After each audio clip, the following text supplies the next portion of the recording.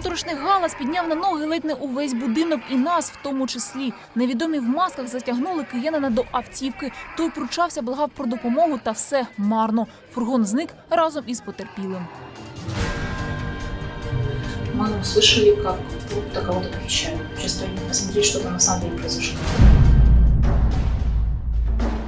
Ось біля будинку вже працює слідчо-оперативна група. Місцеві обурення інцидентом. Дружина зниклого у розпачі. У всіх на вустах одне слово – викрадення.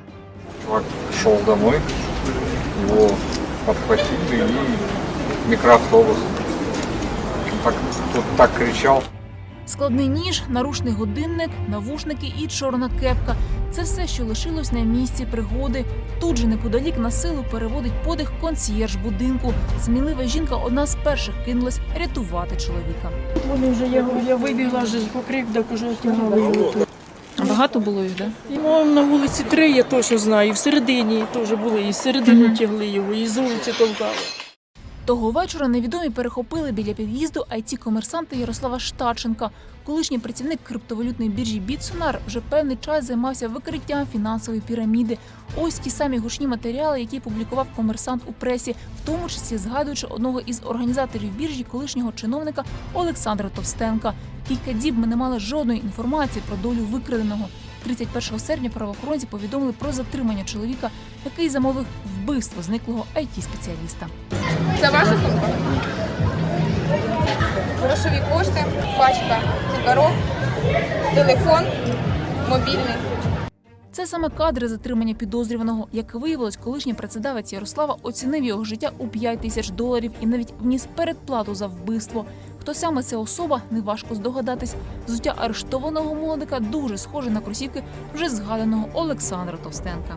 Зловмисника силовики затримали під час отримання фотозвіту від виконавця замовного вбивства та передачі йому ще $2500 винагороди. Саме на це моторошне фото жертви замовник вбивства і обміняв фінальну частину винагороди. $100 розкладається.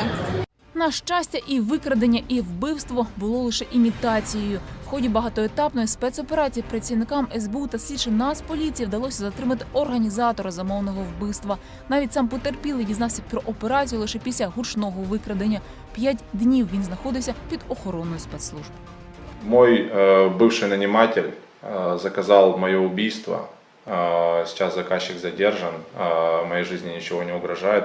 Вирішити фінансові питання насильством та зброєю спробувала і ця група киян-підприємців. Викрадення їх жертв виявилось, на жаль, не фейковим. Заручника тримали ось у цьому приватному будинку. Старий матрац, брудна, скривавлена постіль. Потерпілому тут вочевидь було не солодко. Викрадачі переховували бізнесмена 8 діб. Жертву викрили 21 серпня із самого центру столиці. Сюди на вулицю Шота Ростовелія викрадачі приїхали на чорній іномарці із підробленими номерними знаками. Колишній діловий партнер потерпілого запросив останнього буцімто на ділову зустріч, яка насправді виявилась пасткою. У заручника зловмисники вимагали $2 мільйони США. Днями чоловіка вдалося звільнити. Ось його скаліченого та, головне, живого забирають до лікарні. Хлопці, подяка вам велика. Нема слів, що сказати. Поліція затримала 6 викрадачів. Встановлено, що один із фігурантів проходив службу в зоні АТО. У зловмисників знайшли чимало зброї. Вилучено 20 гранат різних систем, також 12 ручних гранатометів, багато набоїв, вогнепальна зброя. Правоохоронці відзначили, злочинці ще й стріляли у заручника з травматичної зброї, коли той намагався втекти, хоч і доволі трагічно. Намагався стрибнути з другого поверху, але не утримався за трубу, яка там веде з наружі будинку, та впав. Таким чином він зламав собі обидві кінцівки. Проти затриманих громадян відкрито кримінальне провадження. Викрадачам загрожує до 7 років позбавлення волі.